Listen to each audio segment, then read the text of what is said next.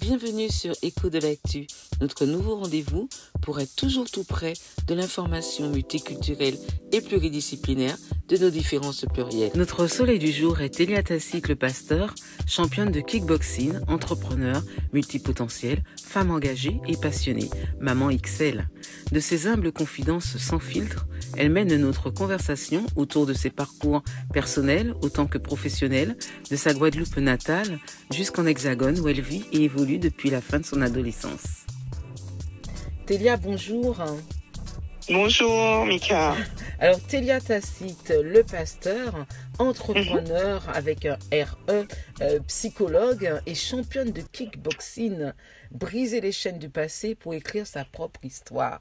C'est comme ça que tu commences ton dossier de présentation. Donc, on va parler un petit peu de toutes tes activités, car tu es quand même une femme qui a un éventail de projets. Alors, parlons un petit peu. Déjà, j'ai envie de savoir d'où tu viens. Alors, tout d'abord, bonjour à tous. Moi, je viens de Grand Camp Abîme, en Guadeloupe, Oui.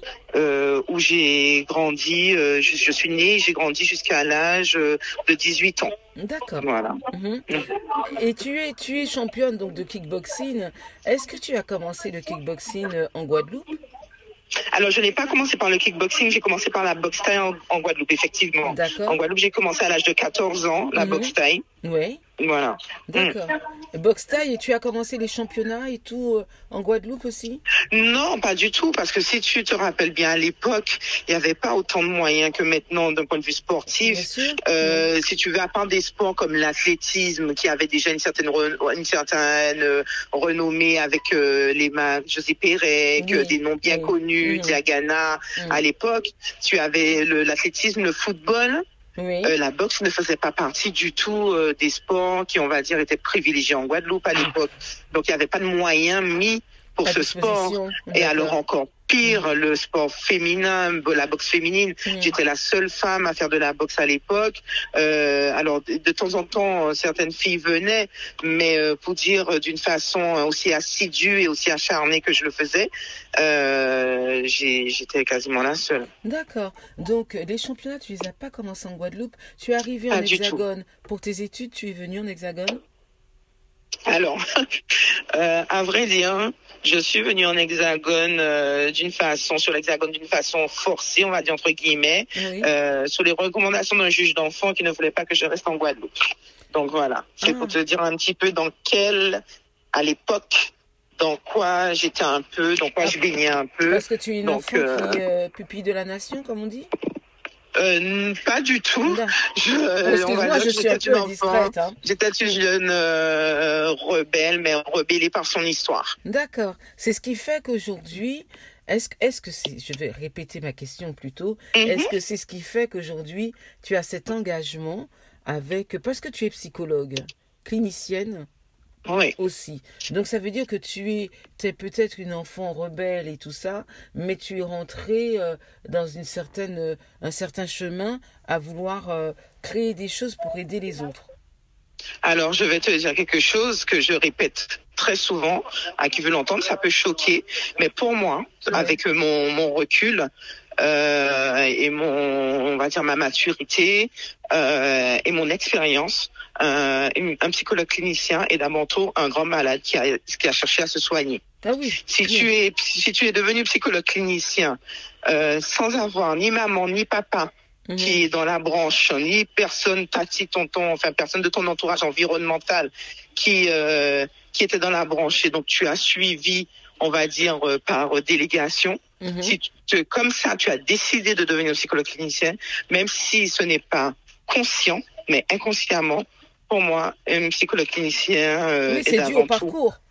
Voilà, et avant tout quelqu'un qui a cherché à se soigner inconsciemment. C'est ce que tu as fait. Voilà, exactement. Voilà, et c'est ce que tu as fait, et aujourd'hui, c'est aussi ce qui te permet, je pense, à vouloir montrer un petit peu la voie de ce chemin-là à certaines personnes, notamment aux femmes.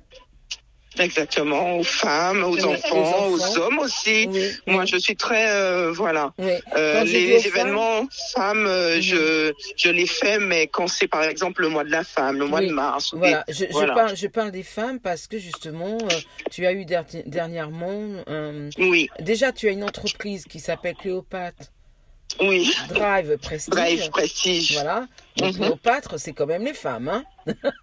Oui, mais Oui. l'entreprise, à la base, Oui. quand je l'ai créée, ce n'était pas dans une optique de focaliser le tout sur la femme. D'accord. C'était vraiment par rapport à l'épreuve que je traversais. Oui. Parce que comme j'aime à dire, d'ailleurs, notamment dans mon livre sur la 4e de couverture, je le dis, je Ton suis livre ci, je suis sorti, ça, là, Oui, il est sorti hier, mon livre.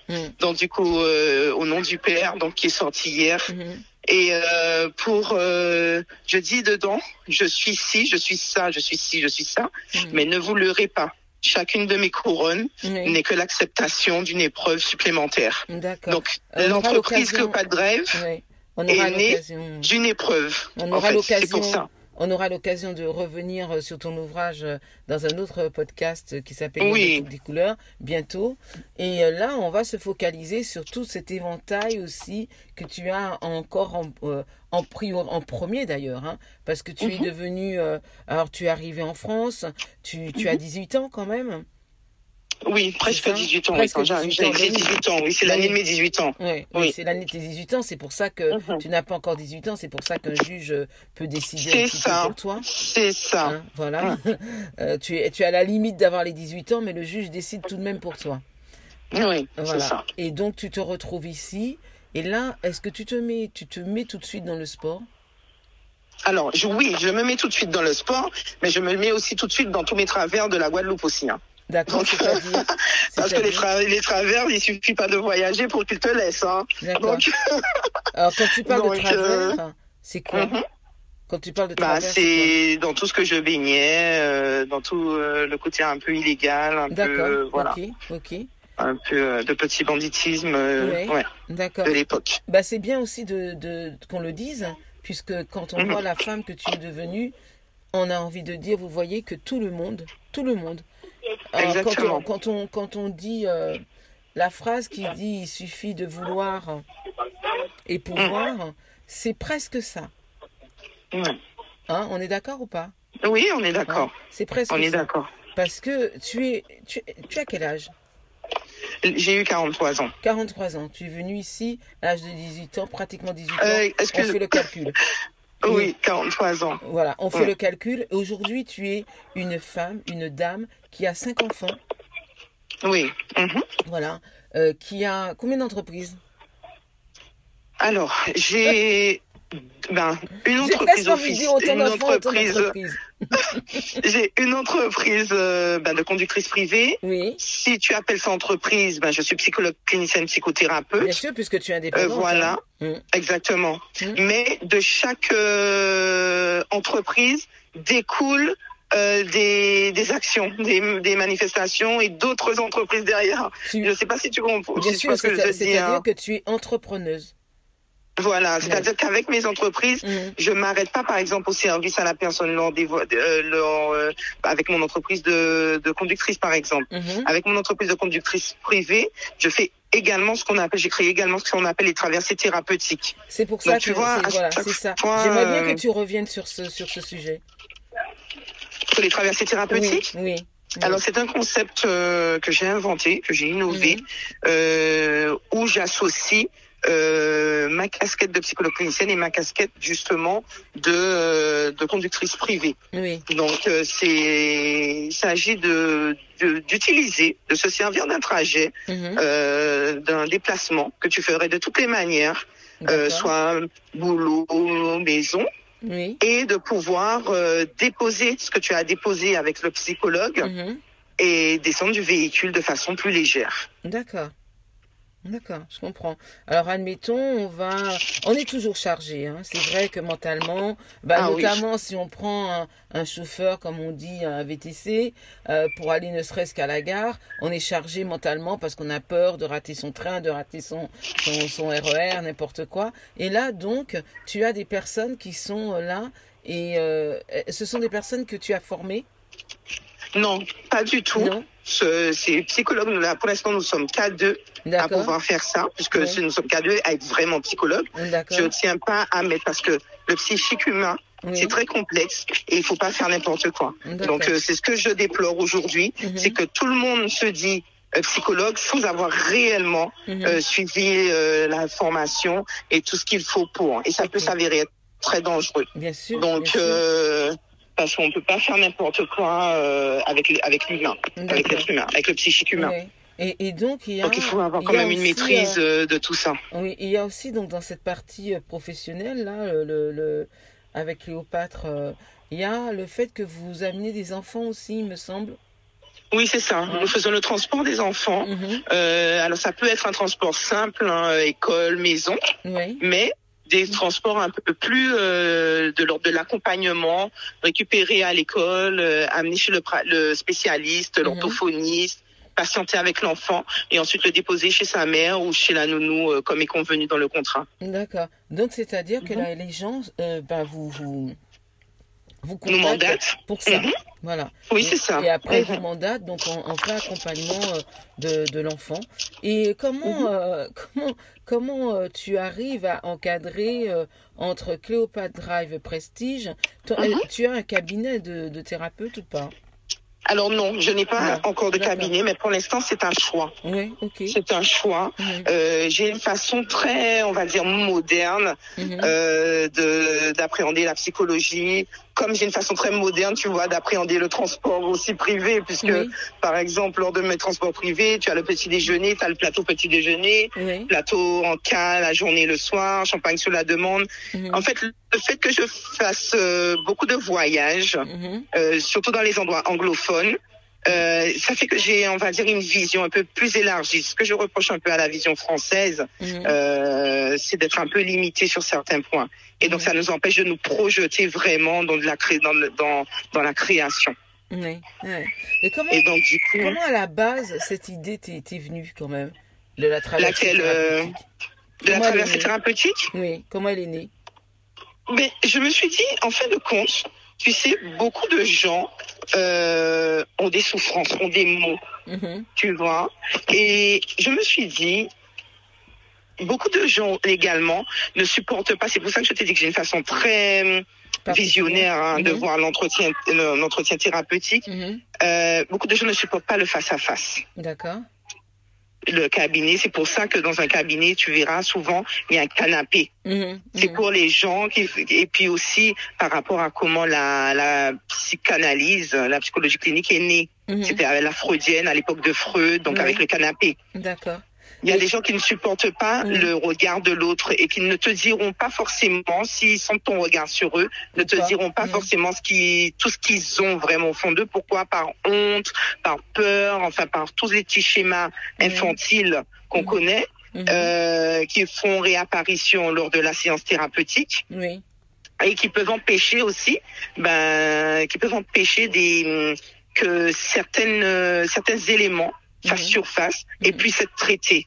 D'accord. Donc, je me suis dit, autant... alors, j'avais aussi inventé un moment, et je le fais toujours, dans des parcs avec des femmes, en marchant, en côte à côte, tu sais, donc pas en face à face. Et là, je trouvais que l'idée en conduisant, en fait, ce que tu proposes. Voilà. Ouais, c'est de l'accompagnement. J'ai trouvé un accompagnement thérapeutique et j'ai trouvé que c'était intéressant de pouvoir utiliser ce système du dos à face pour pouvoir, qui permettrait aux clients, aux patients, d'être plus libres dans ces mots. Ça ferait presque comme s'ils parlaient tout seuls, mais en présence du thérapeute. Voilà, quelqu'un qui est à côté, un compagnon imaginaire, quoi. Voilà, exactement. Et alors, j'ai quand même envie de revenir maintenant sur ton côté championne de kickboxing. Comment tu en es revenue? Donc, ok, t'as épousé les travers, t'as réépousé les travers, mais dont tu t'es vite divorcée apparemment quand même, tes travers de Guadeloupe. Mais tu as quand même, à un moment donné, tu rentres qu'un sport. Oui. ça a été quand même un cheminement. Hein. Oui, bien sûr. C'est quand même un cheminement. Oui. Mon entraîneur de France a eu à venir quand même me récupérer à des endroits en me disant tu sors de là. Enfin, d'accord. voilà. Donc il y a quand même eu un cheminement. Oui.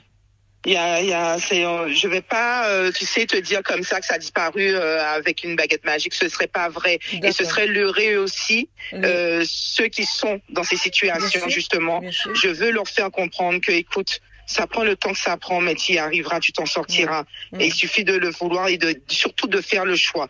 Mais même quand on a fait le choix, bah tu sais, quand tu as une certaine construction, quand tu as un certain esprit, il met du temps et il faut de la volonté et du courage pour pouvoir s'en dépêtrer, vraiment. Là, hein. Les démons, et puis j'ai envie de dire, c'est pas forcément non plus que les démons. Il y a aussi la vie qui fait que. Ben, les mots, il y a les mots. Voilà. Les mots, parce que les démons, c'est pas forcément du volontaire. Non. On va dire du conscient. Il y a beaucoup d'inconscient aussi dans les mots. Bien sûr, parce qu'il y a aussi cette histoire d'un certain de statut de vie, parce on n'a pas forcément non plus des revenus. Tout de suite, tout ça. Donc, ok, tu étais en marche, on va dire. Ouais, c'est ça. Voilà. Et tu as quand même. Alors, après la boxe, comment tu as fait la transition du kickboxing, kickboxing? Ben, boxe taille, tu sais, ça ressemble au kickboxing. Moi, j'ai commencé par la boxe taille, au Nubré à Grand Camp. Oui. Boxe taille et kickboxing, la seule différence, c'est que tu mets pas les coudes et les genoux. En kickboxing. D'accord. Tu vois, alors que tu les mets en boxe taille. Voilà. Donc, ce n'est pas que tranché que j'ai changé de boxe, hein. C'est tout simplement que le titre, je l'ai eu en kickboxing, mais ça n'empêche pas que je faisais également de la boxe taille, hein. D'accord. En parallèle aussi, hein. Oui. C'est ce que je voulais savoir. Je faisais également du MMA aussi. D'accord. Donc, dernièrement, là, je faisais du MMA. C'était le début du MMA?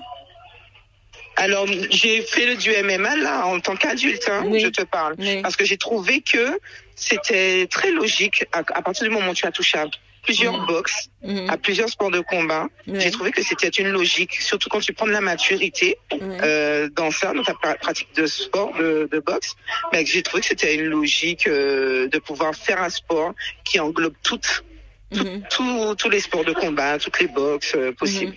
Pourquoi je reviens sur le kickboxing? C'est parce que j'ai compris que tu intègres ça dans certains de tes programmes.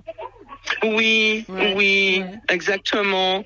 Alors, c'est un programme qui est fait pour les femmes. J'ai appelé ça les Cléopâtre Camp. Alors, Cléopâtre, si tu regardes bien, c'est un nom qui revient beaucoup. C'est un nom qui m'avait été donné à un moment parce que je mettais beaucoup de dorures dans mes dreads. Et j'ai gardé ce nom pour mon entreprise de conductrice, parce que j'ai trouvé que Cléopâtre était vraiment une grande figure féminine, dans le sens où elle regroupe énormément de paramètres que j'apprécie, notamment la beauté, certes, un peu le prestige, tu vois. On peut dire que Cléopâtre, même dans le choix de ses amants, c'était elle qui était maîtresse. C'est là où je revenais. Donc la beauté, le prestige, mais également la femme, parce que ça a été la première femme à dire non et à faire la guerre. Exactement. Donc également, tout ce qui est guerrière, tout ce qui est femme qui sait ce qu'elle veut, tout ce qui est, comme on dit, femme douboute. Donc j'ai gardé ce nom. Et donc Cléopâtre Camp, c'est des regroupements de femmes 2 fois par mois où on se met en mouvement ensemble, on fait du sport ensemble. Je leur apprends à faire de la boxe, je leur mets une petite table avec des fruits, avec des fruits secs également, avec des petites bouteilles d'eau. Donc ça veut dire aussi que tu apportes une notion sur l'alimentation, l'importance de son alimentation. De l'alimentation, mais aussi ça fait un petit moment on partage quelque chose aussi.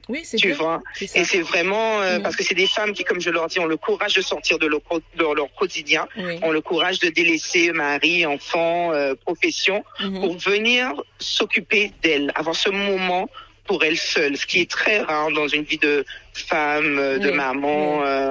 voilà, d'épouse, c'est de pouvoir se dépêtrer de tout pour pouvoir se concentrer sur soi. Oui. Donc, et lors de ces Cléopâtre Camp, je regroupe également ma casquette de psychologue clinicienne, où elles ont la possibilité de déposer, tu vois, toute cette charge mentale qu'elles ont.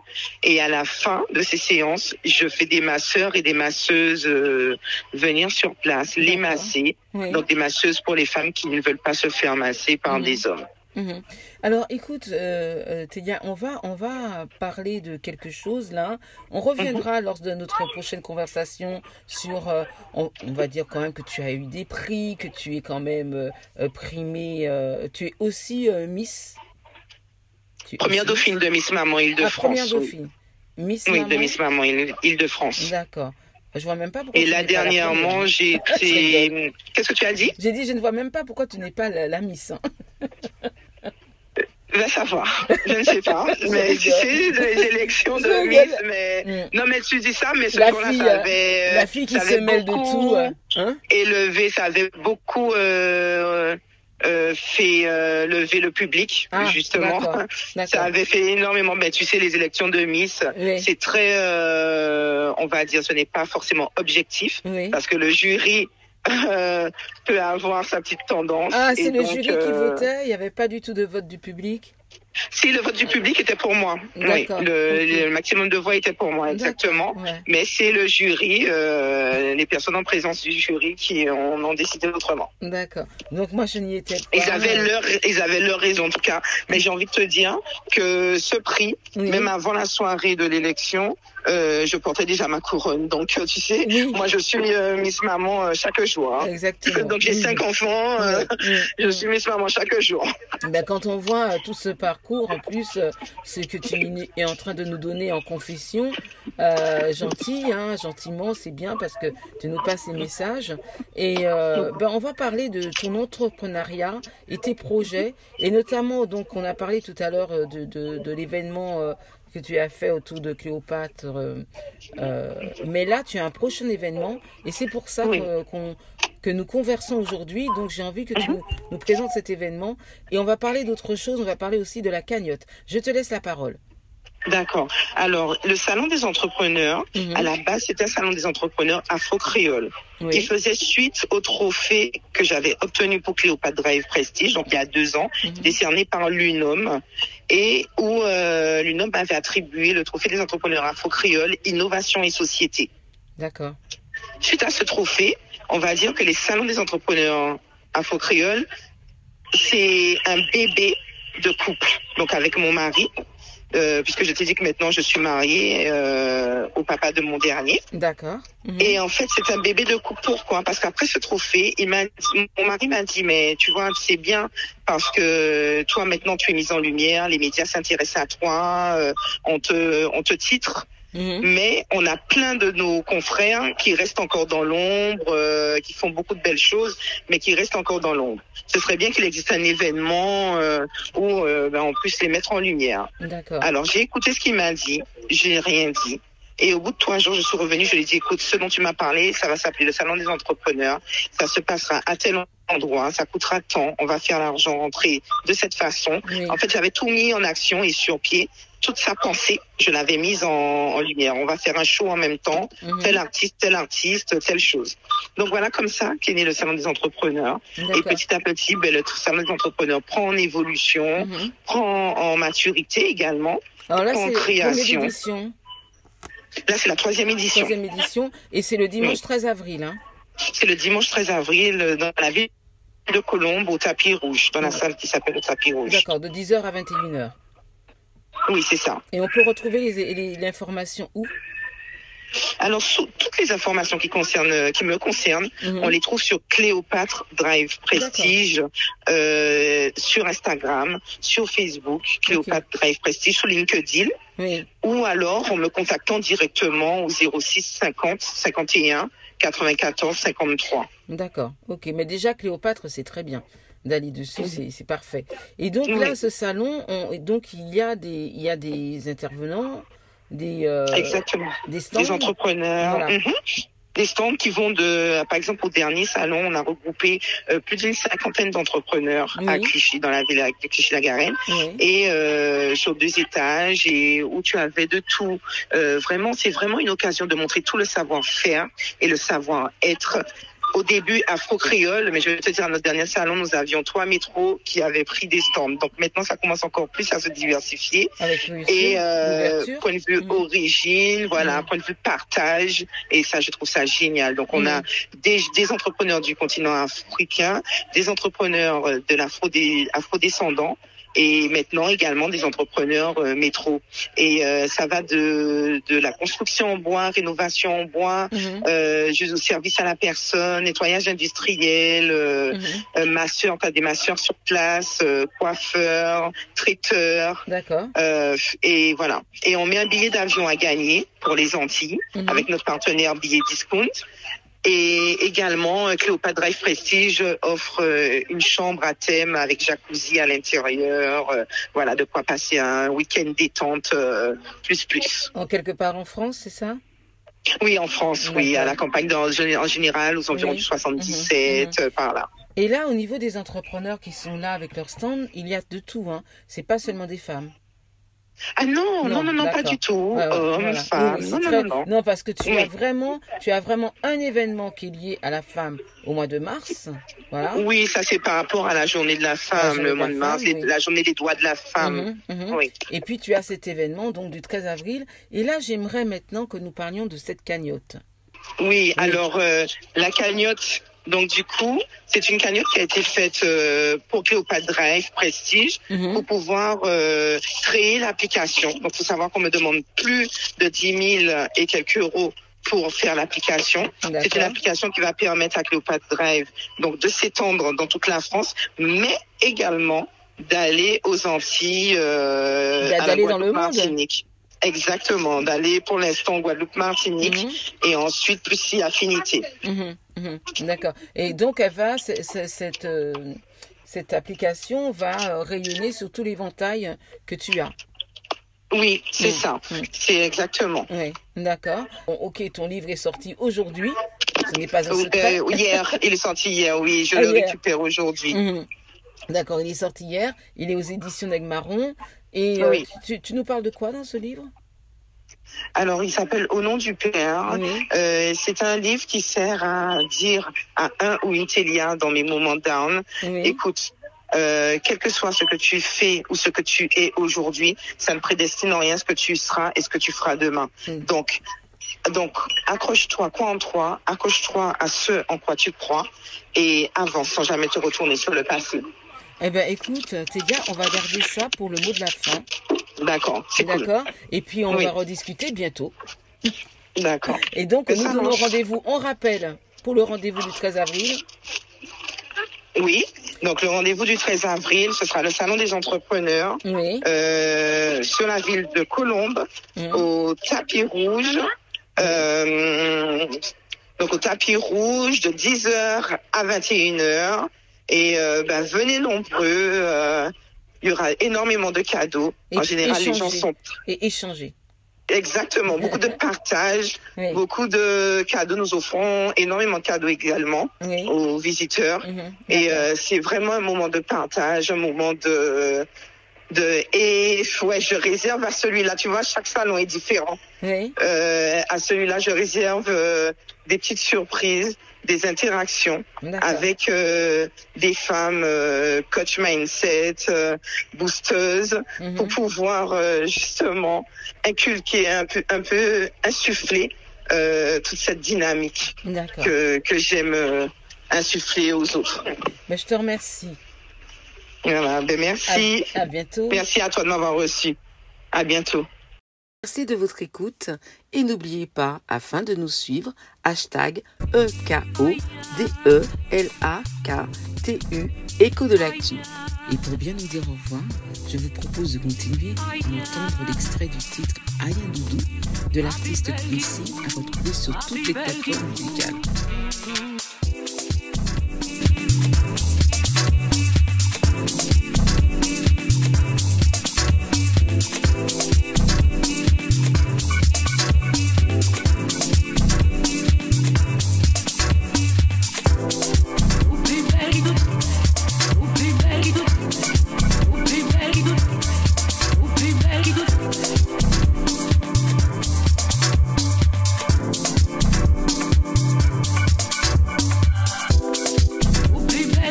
qui perd.